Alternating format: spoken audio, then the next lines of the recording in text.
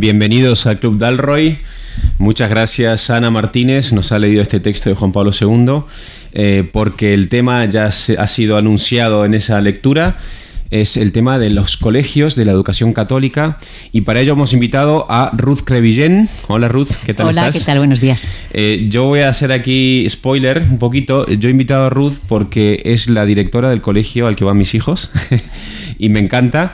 La he conocido hace unos años y creo que tiene una mirada sobre la educación católica en etapas de infantil, de primaria y secundaria que puede ser muy valiosa compartirla en este Club Dalroy. Ruth está casada con Nacho, madre de tres. De tres. Y bueno, ha estudiado magisterio, pero bueno, ahora voy a empezar a preguntarte cosas sobre ti, Ruth, para que nos pongas un poquito en contexto. Pero antes quería presentar también a Ana Martínez, a la cual he mencionado ya, nuestra querida Manca de Lepanto del Club Dalroy, nuestra especialista en Cervantes y también en maternidad. Así que bienvenida, Ana. Pues hechas ya las presentaciones, vamos a arrancar.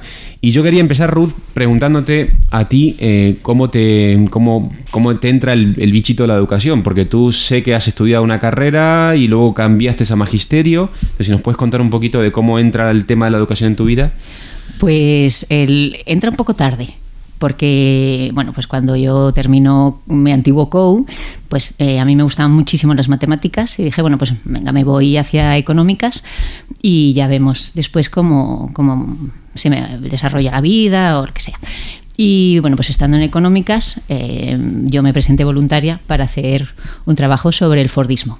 Entonces, cuando yo empiezo a meterme en esta filosofía, en ver cómo el objetivo es un poco manipular al consumidor, dije yo no voy a poder trabajar nunca en un sector así. Yo lo que necesito es ir y ayudar a que las personas sean como personalidades, que tengan un criterio, que busquen la verdad y que no se dejen manipular. Entonces fue ahí, para gran disgusto de mis padres, porque ya estaba terminando, que me fui a magisterio. Entonces, bueno, pues después de magisterio, también la psicología me ha gustado mucho, ¿no? Entonces luego ya, pues después he ido como completando la formación, pero realmente yo lo que me siento es maestra. O sea, la palabra maestro me parece que tiene un contenido y una carga muy profunda. No es solo el que transmite contenidos, sino el que acompaña la vida. Me ha encantado lo que has dicho de cómo pasar de una experiencia, o de una visión al menos, de una actividad despersonalizadora a que crezca en ti el afán de llegar a un trabajo que personaliza al otro, ¿no? O sea, que eso me parece una definición de educación espectacular, ¿no? Hacer que el otro sea más y más persona, más plenamente persona. Por lo cual, bueno, pues me ha encantado esta tal. Y no lo he dicho, Ruth es directora del colegio Monte Tabor, que es un colegio en Madrid, en Pozuelo, ¿no? En Somosaguas, que además está afiliado, no sé si pertenece a Schoenstatt o cómo es la relación. O sea, pertenece al Instituto de los Padres de Schoenstatt y a un grupo de matrimonios. Entonces, sobre todo nosotros, nuestra pedagogía se fundamenta en Schoenstatt. Vale, pues vamos a preguntar también qué es esa pedagogía o qué... Sí. No sé si tenemos tiempo suficiente. Schoenstatt es un movimiento que nace en 1914, es un movimiento mariano, y sobre todo el fundador, que es el padre Kentenich, lo primero que les dice a los chicos con los que está, que él empieza como profesor de latín y después es su asistente espiritual, tenemos que educarnos como personas autoeducadas, como personas libres y como personas, él le dice a estos chicos son sacerdotales porque estaban en un seminario menor, pero en el fondo es personas sobrenaturales. Y desde ahí se va construyendo todo lo que es el movimiento. Parte de una alianza de amor con María en el santuario, que aquí hay un santuario en Pozuelo y otro en la calle Serrano, y en España hay otro en Barcelona, y el mundo está lleno de santuarios, ¿no? Y ese santuario, las gracias que tiene son gracias de transformación interior. Está la parte del cobijamiento, que uno llega y se siente acogido y querido en lo que es. La parte de la transformación, María es nuestra maestra y educadora, que nos va transformando interiormente también sin que nosotros nos demos cuenta. Y luego está la tercera gracia, que es la del envío apostólico, o sea, la fuerza de ser apóstoles en medio del mundo para transmitir ese amor tan profundo que Dios nos tiene. Lo importante es la persona en Schoenstatt también. Entonces, bueno, pues nuestro colegio de alguna manera fundamenta o desarrolla su modelo educativo, que se llama modelo orgánico al servicio de la persona, desde esta pedagogía. Ah, qué bien. ¿Y tú cuánto tiempo llevas en esto ya?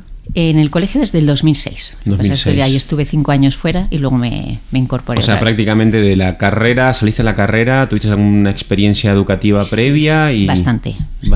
Sí. Es que yo creo que te veo más joven por ahí. Sí. No. Yo estuve trabajando 10 años en mi antiguo colegio y otros años en otros colegios. O sea que sí que, bueno, por lo menos tienes una visión de la educación que no es solo lo schoenstattiano, en que yo me he educado en el movimiento de Schoenstatt. Yo entré en Schoenstatt cuando tenía 10 años, o sea, no tengo otro concepto, no entiendo la vida, sino es a través de Schoenstatt. Qué bien. Me gustaba mucho escucharte, Ruth, en diálogo con la cita que hemos leído, ¿no? Que era muy fuerte, o sea, no daba lugar de escapatoria. Yo, si estuviera como profesor en un colegio católico, sería una cita que me intimidaría ciertamente, porque invita a la autorrevisión. Me parece que justo la propuesta que nos cuentas, ¿no? No cae en esta tentación de dejar la pastoral o el elemento de la educación cristiana en un plano indirecto o latente, sino que hablabas de que es el corazón precisamente del modelo educativo, que no es ni siquiera la pastoral de un lado y la propuesta educativa de otro, como una coletilla que ponemos aquí al colegio para poder llamarnos católicos, sino que forma parte del corazón, o sea, es el núcleo del modelo educativo.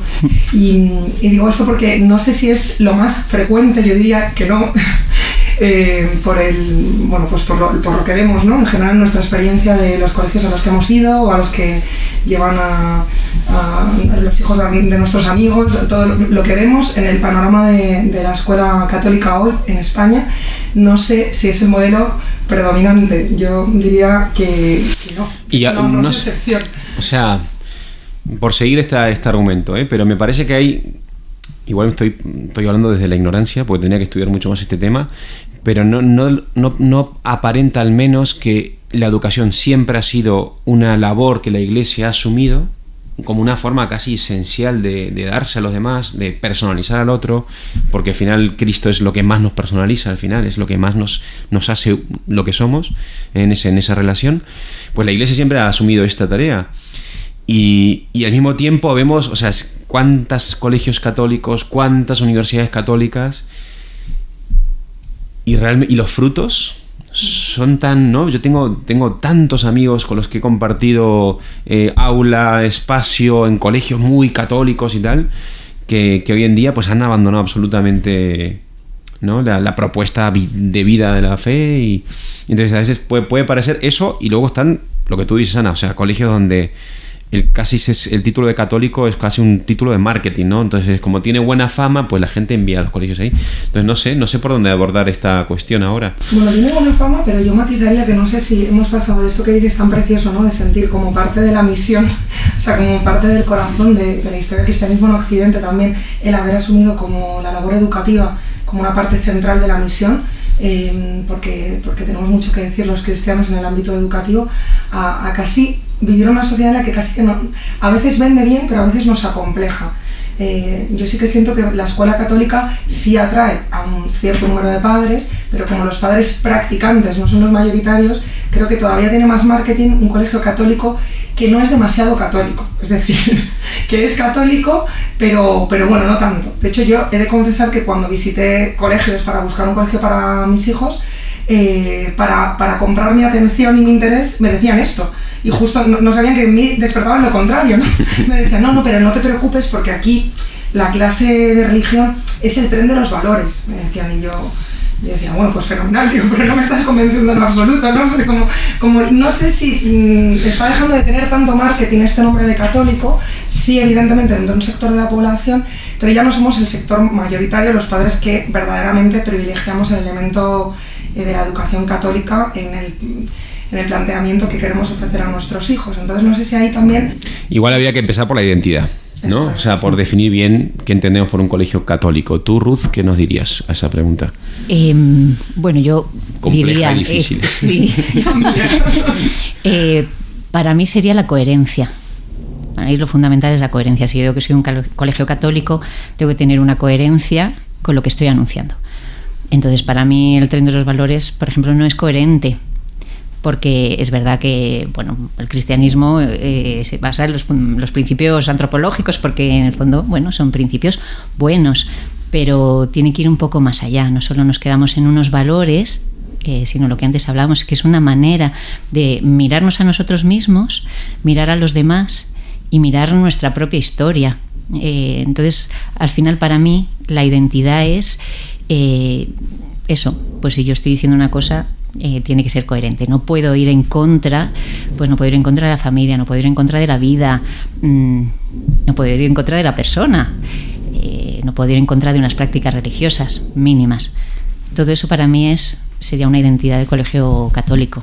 Y al mismo tiempo tú te encuentras con padres que no son católicos o no tienen tampoco prejuicios o no saben, y tú cuando hablas con ellos del colegio, ¿qué les cuentas? Yo le cuento lo que es el colegio, y hablo, por supuesto, de la pastoral como eje transversal que empapa todo. O sea, nosotros educamos también por ambiente, ¿no? Y es el ambiente. El colegio, dicen las familias, los niños, es un colegio acogedor y alegre. No es acogedor porque somos todos súper majos, no. Es acogedor porque nosotros tenemos una capilla, tenemos nuestra Madre María, tenemos esa experiencia y eso es lo que regalamos. Tiene una trascendencia. Entonces, cuando vienen, yo les cuento exactamente el modelo que mira la persona y cómo nosotros vamos abarcando todas las áreas de la persona, no solo la intelectual, la social, la trascendente. Entonces, les hablo de las prácticas religiosas que tenemos, pero les hablo también del estilo del profesorado, porque todo profesor sabe que es pastoral, porque el profesor es el que educa al alumno a través de su ejemplo y es el que encarna el modelo. O sea, el modelo no lo encarnas poniendo pues pósters o crucifijos por todas partes, no, es que un modelo tiene que estar encarnado, sobre todo en ciertas edades. A mí sí, o sea, me parece que vamos, que es así, ¿eh? De hecho, esa fue mi entrevista contigo hace unos años.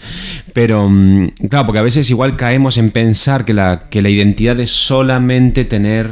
No, una identidad fuerte es tener una capilla, tener un cura que viene semanalmente, tener muchos crucifijos, pero es que eso puede ser y sin embargo no ser todavía una verdadera pastoral, o sea, ser una... pues de vuelta, un llamado o una vivencia, no sé, exterior, superficial, que no ha penetrado en la dimensión total de la vida, ¿no? Que es lo que nuestros hijos luego van a vivir. Entonces, y luego me ha gustado mucho esto de la pastoral ambiental, ¿no? Sí. No lo había pensado, pero es verdad que en mi caso, por ejemplo, con mi mujer también hemos estado en varios colegios y buscando colegios y tal, y es verdad que el ambiente, que es algo que no se puede medir o no se puede... Es intangible. Es intangible, pero se percibe en algunos lugares y en nuestro caso tuvimos esa conexión o ese despertar en nosotros una confianza muy grande en esto. Y yo creo que la identidad tiene que ver también con saber quién eres y también cómo vives la fe. Porque claro, si la fe es una doctrina a la cual yo voy como con un micrófono haciendo proselitismo de estas doctrinas, de estas ideas, oye, pues igual voy a tener una pastoral en mi colegio que va a ser eso, adoctrinamiento por ahí. Si la fe en realidad es algo nuclear, algo que articula mi vida, que define mis relaciones, que transforma todo, pues igual eso hace que mi colegio sea eso.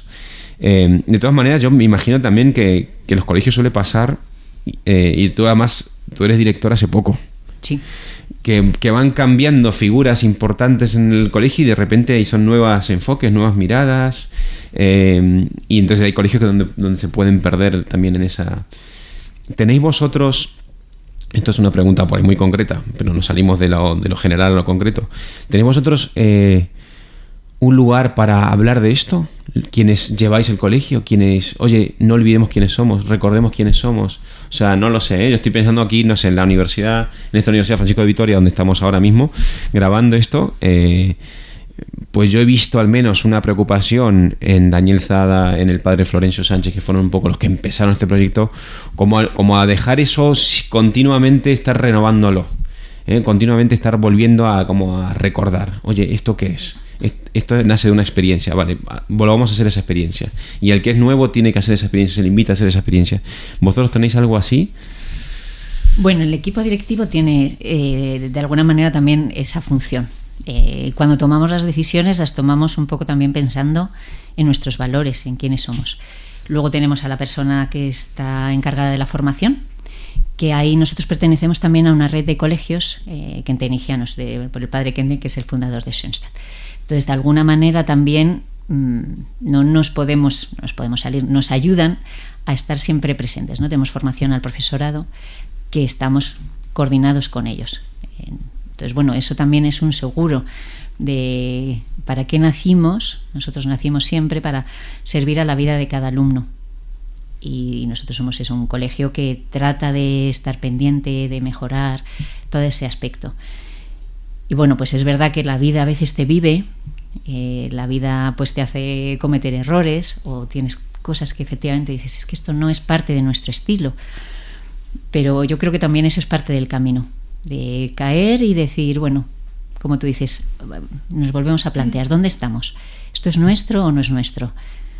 Pero esa reflexión siempre está. Es que además como que no es una cuestión de recetas, no es una cuestión de tener como, mira, que yo tengo ya el diagrama hecho, ya está. Es una realidad viva, ¿no? Entonces, al ser una realidad viva y continuamente hay que renovarla, hay que traducirla, hay que redescubrirla, como nos pasa un poco, yo creo, también con la propia experiencia de la fe que hacemos, ¿no? A mí me resonaba mucho, Santi, cuando decías que la propia manera de entender la fe o el cristianismo se refleja en la identidad del colegio.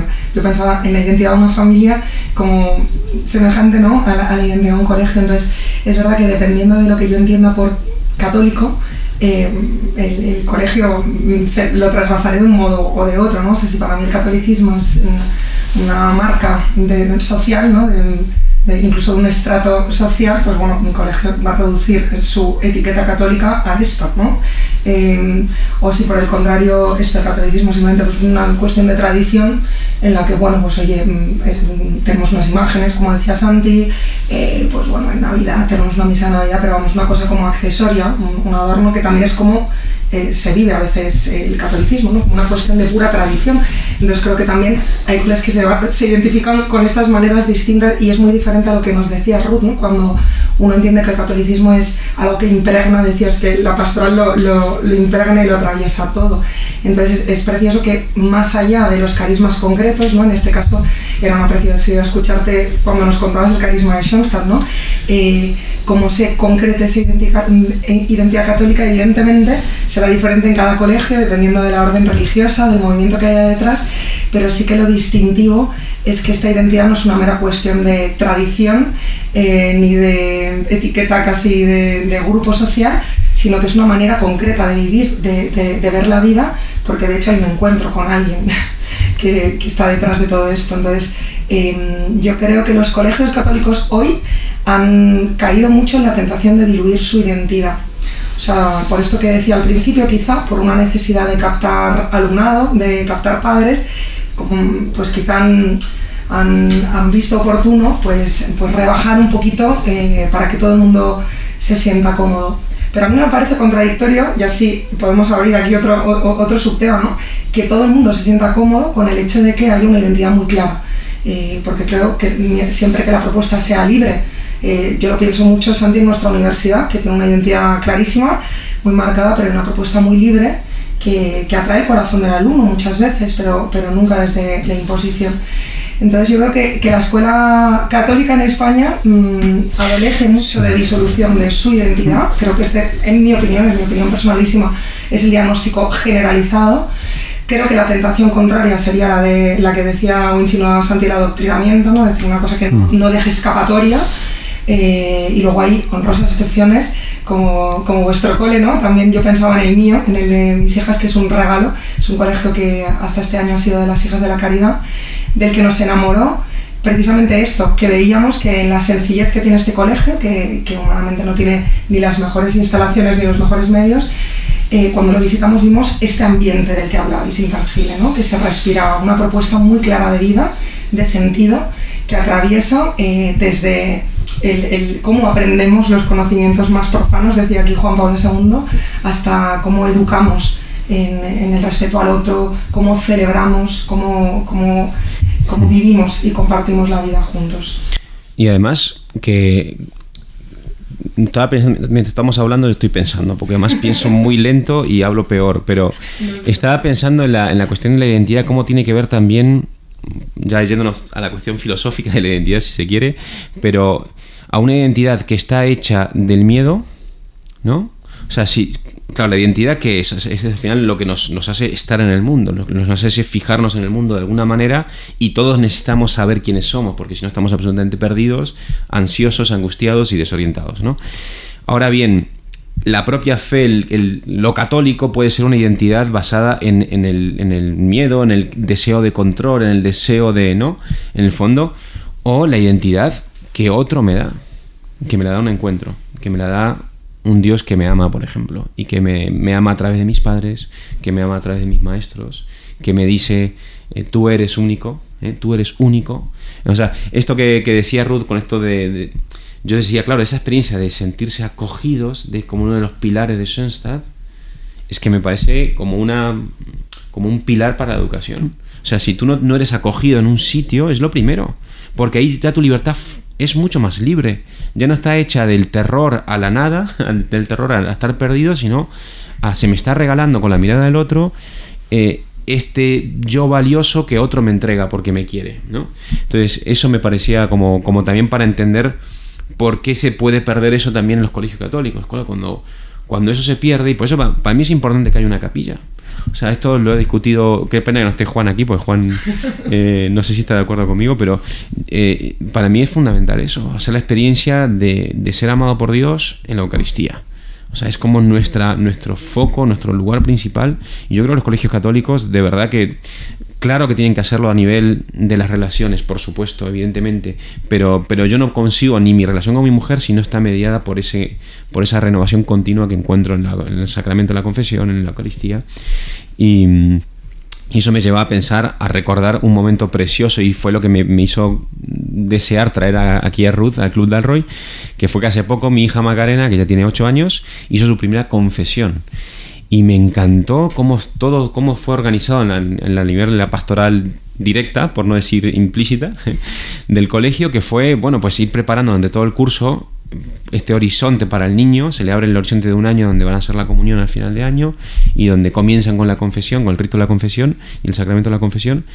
Y el momento mismo fue, bueno, antes no sé si les llegaba una carta o les llegaba como una carta también a los padres para que acompañemos a los hijos, para que sepamos que era un momento importante, y una guía para hacer el examen de conciencia. Entonces yo me fui con Macarena, nos fuimos la noche antes de la confesión, nos fuimos al Vips, la llevé a cenar a mi hija, lo cual fue un momento especial, muy especial para mí también, y donde ella se pidió su quesadilla y su no sé qué y su Fanta, y entonces juntos le ayudé a hacer el examen de conciencia, explicándole pues cada cosita y tal.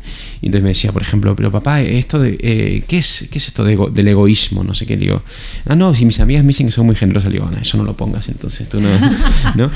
Bueno, entonces, pero lo iba haciendo con mucha naturalidad, pero y con mucha seriedad también. Creo que los niños a veces creemos que son, o sea, que no son profundos, y son muy profundos. Sí. Son tremendamente profundos y ven el misterio, y se acercan al misterio a veces mucho más radicalmente que los adultos. Entonces, y eso luego terminó en el momento de la confesión, donde invitaron a todos los padres a estar en la capilla adorando al Santísimo mientras cada niño iba pasando a tener su primera confesión, ¿no? Entonces, podemos hablar ahora de la pastoral, de la que queráis, de la implícita o de la explícita, ¿no? De la directa o de la transversal.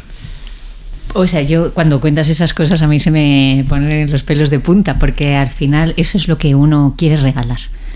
Lo que decías de los niños que son profundamente religiosos, o sea, yo tuve una experiencia con niños de 3 años, yo daba religión, me encantaba dar religión ahí en infantil, y yo venía con el objetivo de, bueno, pues los símbolos religiosos, que me dijeran que el símbolo religioso era la cruz que teníamos en la clase. Bueno, ¿y dónde vemos a Jesús? Aquí en la clase. Entonces había un niño que era síndrome de Down y otro que tenía hemiparexia. Entonces me dice una, pues en fulanito, que era síndrome de Down. Bueno, muy bien, pero venga, ahora dime otro ejemplo más. Y me dice el síndrome de Down. Genial, pero venga, dime otro. Yo tratando de que yo en mi adultez totalmente de piedra. Y me dicen los amigos, que a mí ya me desmontó. Y digo, es que a la clase he ido yo a enseñar algo que no. He salido enseñada por una niña de 3 años a que ella vea a Dios en las personas. Primero en los más débiles y después en los más cercanos. Y dije, pues la cruz te sobra, ¿no? O sea que... Y es esa religiosidad desde donde nosotros queremos tirar. Ahí nosotros en el colegio lo que tenemos, pues son cada etapa está centrada pues en infantil la Virgen, por ese vínculo infantil con la Madre, después con Jesús, pero tienen la confesión, la comunión, y luego ya en secundaria en los apóstoles y en bachillerato en el envío hacia el mundo. Entonces todo parte de la experiencia del niño. Como tú dices, no puede ser algo impuesto, es el amor el que nos tiene que llevar a hacer las cosas o a ser mejores o a encontrarnos con ese Dios de la vida que está en la capilla, es un Dios vivo. Entonces, en la parte pastoral para nosotros súper importante. Por la mañana tenemos adoración al Santísimo. A las 8:10, 8:15, el Santísimo está expuesto hasta las 9. O sea, tiene que ser Él el que cambie los corazones. Nosotros somos sus instrumentos, pero si le damos la posibilidad y los chicos van entrando y hay algunos que bajan de los mayores y también yo creo que tercero baja o cuarto a tener adoración. Esa es un ratito de la oración de la mañana, bajan. ¿Cómo han ido cambiando? Porque antes es que no sabían estar en la adoración, pues es que hay que enseñarles. No aprendemos sabiendo. Y bueno, como ya el silencio que se produce, lo que te van contando los chicos. Y también hay un grupo ya de los mayores que va dejando notitas por las clases, Jesús te espera. Entonces ellos han montado una adoración los viernes a las 8 y pues pintan en el muro una cruz, mira cómo te ama Jesús. Son ellos los que invitan a los otros y eso es realmente lo que nosotros queremos transmitir. Y uno de los elementos del perfil de salida es que cada uno salga sabiendo que tiene una misión, porque ha sido amado, o sea, ha sido creado originalmente por un amor que es el amor de Dios y que nos ha pensado tal y como somos. Entonces, si eso realmente nosotros somos capaces de transmitírselo a nuestros alumnos, tenemos un seguro de que esta persona, pase lo que pase, va a ser capaz en la vida de afrontarlo y de salir adelante. Entonces, bueno, la pastoral parte un poco también es así, ¿no? De las causas segundas, de la experiencia humana. Son las causas segundas las que nos llevan a Dios. Pues nuestros padres, la imagen que tenemos de Dios es mucho de la imagen de lo que hemos recibido en nuestra casa, ¿no? De ese tipo de padre, si es más misericordioso, más justiciero. Luego ya uno va elaborando, pero un poco el origen es ese, ¿no? Entonces, todas las parte que va religiosa lleva la parte humana, la parte pastoral. Pues la confesión no puede ir aislada de los padres, porque es ese amor incondicional de los padres los que les va a transmitir al niño en la confesión. Dios me perdona, me quiere siempre, haga lo que haga. Y un poco cuando los niños se portan mal, también ese es el mensaje. Has hecho algo mal, no es que tú eres malo, es que hay cosas que están mal y te tengo que castigar, pero te quiero igual. Y si te castigo es porque te quiero. O sea, esa parte para nosotros es muy importante. Y esa parte es la que, bueno, pues a veces con mayor o menor acierto tratamos de vivir en el colegio. Que esa pastoral sea una pastoral viva. Con los de cuarto de la ESO nos vamos a Lourdes. Rezan como nunca en su vida, pero tienen la parte de que se pasan fenomenal con sus amigos. Es un viaje en el que terminan encantados. No sé si quieres decir algo. No, digo que lo que has dicho, Ruta, es un verdadero escándalo, ¿eh? O sea, yo quisiera subrayarlo porque me ha encantado, ¿no? Porque tú has afirmado que los niños son capaces de Dios. Entonces yo creo que este es otro de los motivos por los que no hay una propuesta explícita de pastoral, porque no nos creemos que los niños tengan capacidad para encontrarse con Dios, que los niños verdaderamente puedan tener una relación personal con Dios. Entonces, por esto, o bien infantilizamos la fe, entonces les ofrecemos un Jesús de gominola que se parece muchísimo a Pocoyo y a los dibujos que ven. Entonces al final los niños no saben si este es, porque al final también son buenos, ¿no? Peppa Pig, Pocoyo, pues bueno, un Teo, y luego está pues Jesús también, ese es un cuento como los que me leen mis padres, no me añade mucho más que esto, o esperamos demasiado o directamente no les hablamos, pero como son pequeños, pues ya les hablaremos cuando sean mayores. Entonces llegamos tarde seguro, ¿no? Porque de las demás cosas sí les hablamos, y porque, como tú dices, los niños necesitan respuestas y todo lo viven de un modo muy experiencial. Entonces, partir de la premisa de que el niño es capaz de Dios lo hace todo diferente. Es que es imposible que tú propongas un encuentro con Dios a los niños o no lo propongas, porque directamente, como no les ves capaces, pues les enseñas cosas sobre Jesús, un poquito, pues que era bueno, que nos decía que había que perdonar, que toda esta propuesta de valores de la que hemos hablado antes con tintes negativos evidentemente está, ¿no? Pero está en el humanismo cristiano, y en un colegio católico, en la cultura occidental, pues también lo pueden tener, ¿no? Tú hablabas más bien de una experiencia y de una propuesta concreta a través incluso de los sacramentos, pero para ello tenemos que partir de esta convicción, ¿no? Que un niño es capaz de hacer un examen de conciencia, que es capaz de estar en la adoración, y yo me atrevería a decir que no solo es capaz, sino que son maestros de oración y de relación con Dios. Al menos yo así lo he visto tanto en mis niños como en los que he podido acompañar como catequista, que a mí me enseñan. Me acuerdo, me he sentido muy identificada cuando has contado esto de yo iba a contarles aquí los símbolos, y son ellos, ¿no?, los que me han... Entonces creo que lo cambia todo cuando vamos delante de los niños pensando, bueno, pero esto son muy pequeños, no van a entender nada, o cuando vamos sabiéndoles capaces de acoger el amor de Dios en sus vidas, que efectivamente les va a preparar para la existencia de un modo muy diferente. A mí me ha gustado mucho cuando has dicho, es que cuando han recibido que se han sentido amados así, o decías tú también, Santi, ¿no?, como a través de mis padres, de los profesores, han recibido este amor, ¿cómo van a ser iguales estos niños? Es imposible, ¿no? Entonces, yo creo que a veces tenemos demasiados escrúpulos humanos y demasiada falta de valentía para proponerles a los niños cosas de verdadera entidad, y las diluimos tanto y los hacemos una cosita como tan bueno, tan asequible para su corta inteligencia y que les privamos de un bien enorme que lo es para ellos y para sus familias, porque yo también he vivido la experiencia en primera persona, ¿no?, y en amigos, de cómo los niños están llamados, de esta misión de la que hablabas, pero también como niños, a ser evangelizadores en casa. Porque otra cosa que a mí me gustaría sacar aquí en este programa del Roy es cómo la escuela católica se está enfrentando a un nuevo horizonte, que no es el de las familias que transmiten la fe en casa y llevan a sus hijos a un colegio para que acompañe lo que los niños ya viven en casa, sino que la mayor parte de los niños llegan al colegio sin que en su casa les hayan transmitido la fe. Con lo cual el colegio ya no es un lugar que acompaña y forma, sino que puede para muchos ser el lugar del encuentro con Dios. Entonces tiene un horizonte de nueva evangelización el colegio que quizá hace unas décadas no tenía. Entonces por eso todavía urge con mayor ímpetu todavía que estos momentos de encuentro y explícito puedan ser propuestos en los colegios. Y yo he de decir que las experiencias más bonitas que yo he tenido de ver la acción de Dios ha sido muchas veces a través de niños que me han mostrado cómo Dios les habla, porque no van con tantas barreras como nosotros, y todos estos escrúpulos, o a ver cómo le explico a este niño, o cómo van a entender, ¿no? Y te encuentras con que te lo explican ellos. A veces es mejor ir a preguntarles a que te acaben de explicar ellos un evangelio. A mí me ocurre a veces, ¿no?, que digo, a ver qué me dicen ellos de cómo lo ven, porque ellos lo completan, como tú dices, experiencialmente, lo hacen carne.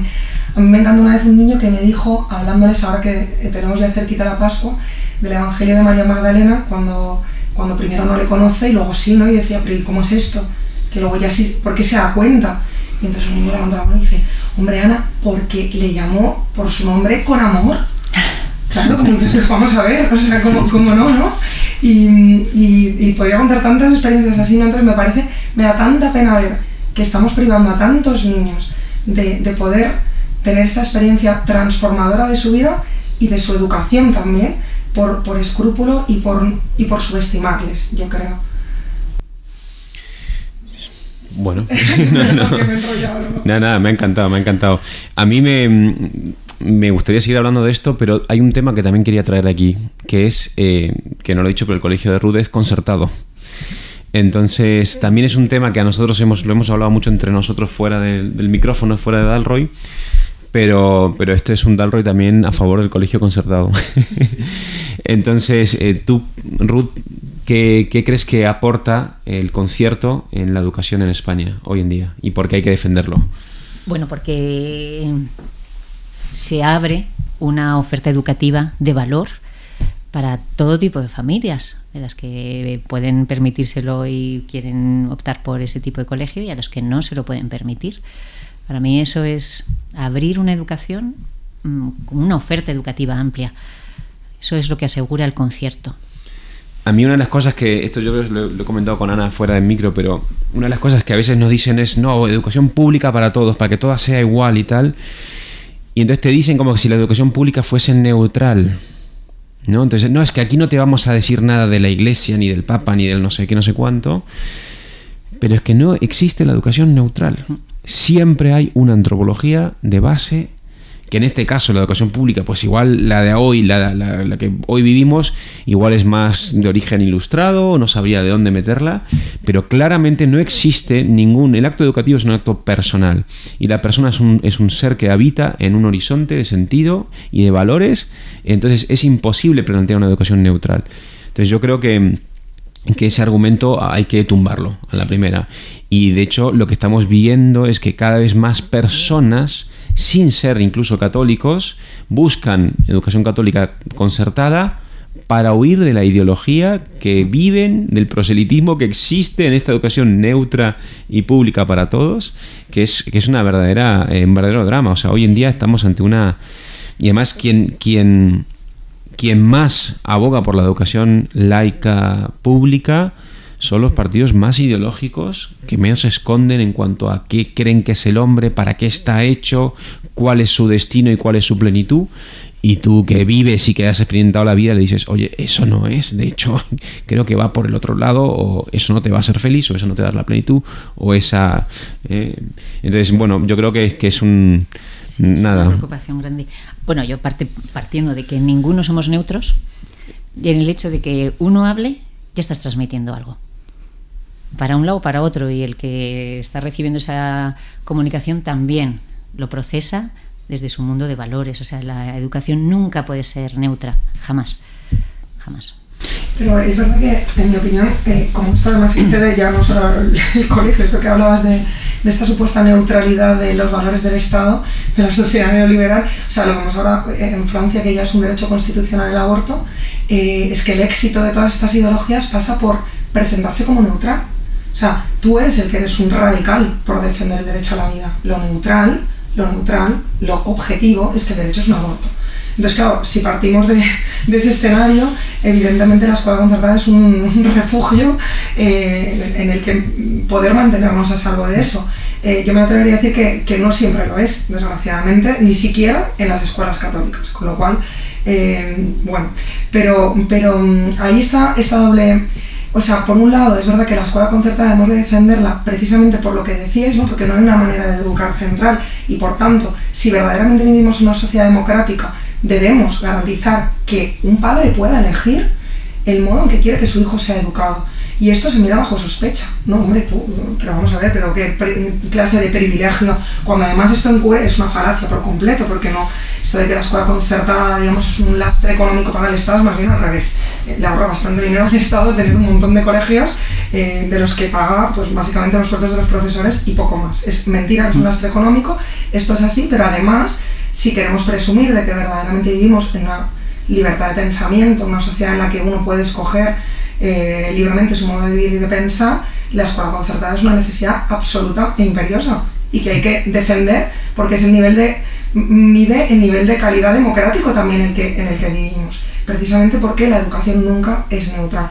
Pero más todavía en este escenario, ¿no? En el que estabais diciendo, donde la neutralidad de la escuela pública está siendo bastante más marcada y parcial que prácticamente que el modelo de la escuela católica, que a veces es más laxo y más, digamos, más extremadamente respetuoso, ¿no? Que casi tiene más pudor de hacer una propuesta que la escuela pública. Por eso digo también que no hemos de tener este pudor, porque no se tiene en la escuela pública. Nosotros somos más pudorosos a veces cuando no deberíamos, porque además nosotros lo decimos abiertamente. Esto es una escuela católica, con lo cual el que aquí viene, pues ya sabe que va a recibir este tipo de enseñanzas, este tipo de valores, y vamos a hablar de que Dios es Padre y que Jesucristo no fue una invención, sino que fue el Hijo de Dios, además de un ser humano que vivió en la historia. Pero en la escuela pública no ocurre esto, no se dice abiertamente, si usted viene aquí, vamos a convencer a sus hijos en determinadas cosas, con lo cual me parece una propuesta a día de hoy más honesta por explícita y transparente. A mí también, o sea, como directora ahora, ¿no? Y también viendo este modelo educativo del que os hablaba, para mí es la misión que nos surge hoy en día como colegios para poder cambiar el mundo.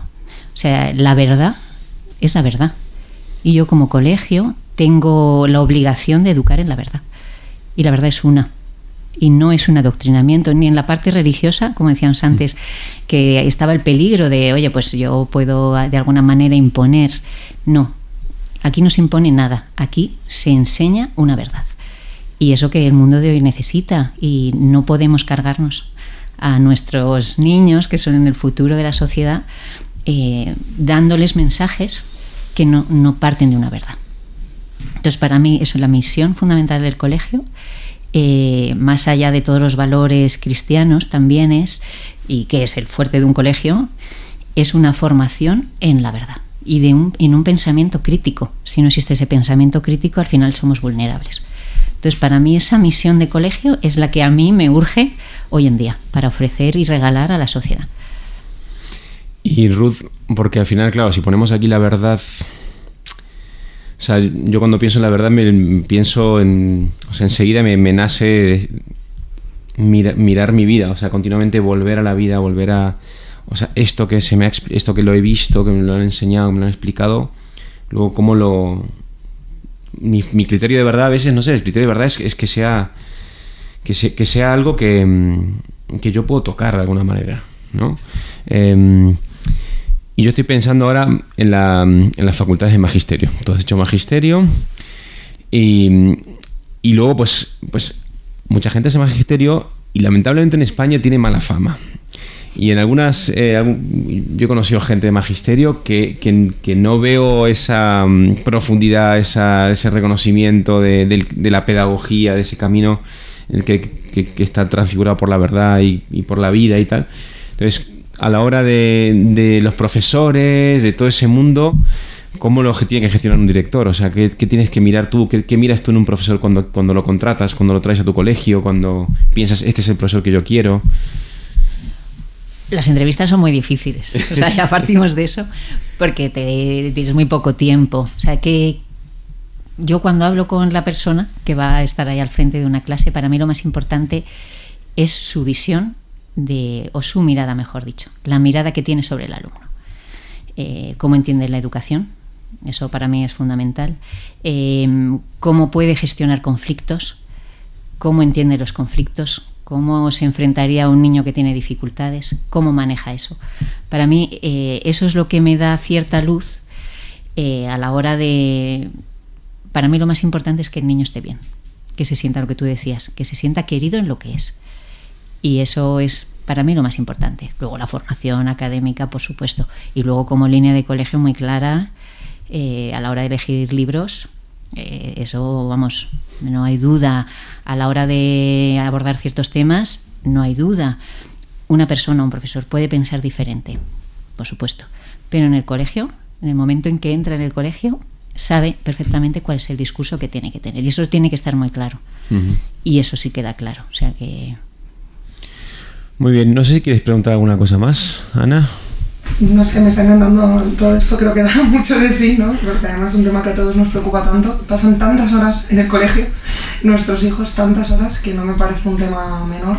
Y esto que comentabas, ¿no? De lo importante que es las personas que les acompañan, los profesores, y cuánto daño hace también cuando oyes, a veces hay gente pues que se ha alejado de la iglesia por esto también, porque su experiencia en un colegio católico no ha sido buena. Entonces ha habido una ruptura en esta coherencia de la que nos hablaba Ruth al principio, porque ha habido una experiencia terrible en el plano humano. O sea, me han anunciado un amor de Dios, pero luego lo que he recibido, pues cero respeto a mi persona, incluso quizá pues un trato desagradable. Entonces, claro, me alejo de Dios, porque al final estas personas son para mi reflejo, son transmisoras de este mensaje. Y son para mí reflejo, y aunque los que ya tenemos quizá una experiencia de fe que no nos vamos a ir por esto, por el escándalo, pero a lo mejor otros sí, porque son la iglesia que han conocido. Entonces también me parece una responsabilidad muy grande por parte de la escuela católica, porque cada vez más la única experiencia de iglesia que van a tener muchas personas son lo que hayan recibido en el colegio de sus hijos. Yo hablaba antes del colegio de mis hijos, que ha sido hasta hace poquito de las Hijas de la Caridad, ahora lo toma una fundación, la Fundación Parentes, que lo está haciendo fenomenal, pero a mí me conmovía como muchos padres que no eran para nada católicos, viendo el amor de estas hermanas, el amor con que trataban a los niños, con que les recibían cada mañana, con que les ayudaban a comer, se les derribaban todos los prejuicios, porque de hecho decían, nosotros veníamos aquí a traerles a la escuela infantil de primer ciclo y nos íbamos a ir, pero es que nos han ganado estas hermanas, o sea, el testimonio de coherencia de vida, la propuesta educativa nos arroba el corazón, aún sin tener nada que ver con una vivencia de iglesia. Entonces creo que la educación católica tiene detrás un modelo de persona, de lo que entendemos por persona, de lo que entendemos por educación, tan bello y tan verdadero, que atrae. Si no lo falseamos, si es auténtico, cabe todo el mundo, cabe una familia que no sea practicante y se puede sentir cómoda. Yo he visto en mi colegio muchas familias no practicantes que se han sentido tan amadas, tan acogidas, tan acompañadas, que se han quedado como el que más, y que han llorado el día que salieron las hermanas más que nadie, porque me parece que tenemos una propuesta tan bella que enamora el corazón de cualquiera, y que por eso también tenemos una gran responsabilidad. Así que me parece una misión preciosa la vuestra. Sí, también ahí en ese sentido todos somos humanos, o sea, y a veces pues uno puede hacer daño, eso es verdad, y eso es doloroso, porque uno siempre como que trata de hacerlo bien, pero yo creo que hay también, y yo como directora ahora también lo siento, la responsabilidad por rezar. Yo rezo todos los días, varias veces, por las familias, por mis alumnos y por los profesores, porque al final somos instrumentos. Estamos aquí porque Dios nos ha pedido que estemos, no porque somos mejores que nadie, y al final es el que tiene que velar, y uno tiene que creer, ¿no?, en que Él es el que actúa. Nosotros sembramos, a lo mejor nunca recogemos, o a lo mejor hemos sembrado mal. Entonces esa humildad también de reconocer y de saber y de pues volver a ponerse en marcha, yo creo también tiene que ser una reflexión que como colegios católicos podamos hacer, porque esa parte está, no somos perfectos. Entonces esa humildad también es propia del carisma que tenemos que tener, y de nuestra visión y de nuestra misión. Y yo creo que desde ahí es donde nosotros tenemos que como tú dices, no ser esos interrogantes irresistibles, ¿no? Para atraer desde la verdad, pero la verdad que es lo bueno y lo malo. Sí, y la verdad, luego yo me quedaba pensando en lo que has dicho de qué entendemos por educación, ¿no? Como una pregunta clave. Y aquí ya se nos está acabando el tiempo, pero vamos, no quería yo dejar de traer esto, aunque sea para abrirlo en otro Dalroy más adelante. Pero ¿qué entendemos por educación? Porque ahora, pensando en mi labor educadora en la universidad, aunque también en el colegio fue algo parecido en Argentina, pero siempre la he visto como un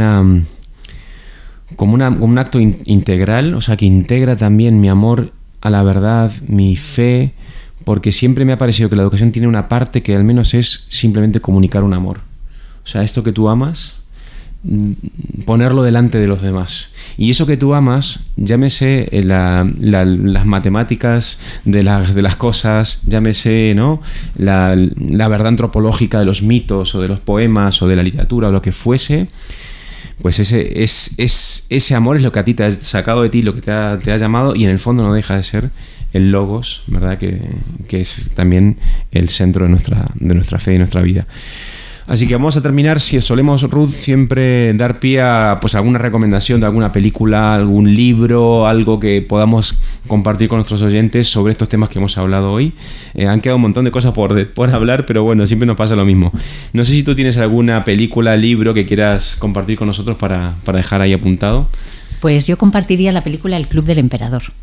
Porque, sin hacer spoiler a nadie, a veces aquí se nos presenta un dilema que yo creo que como profesores podemos tener siempre: ayudar a nuestros alumnos o exigirles en esa verdad que decíamos, ¿no?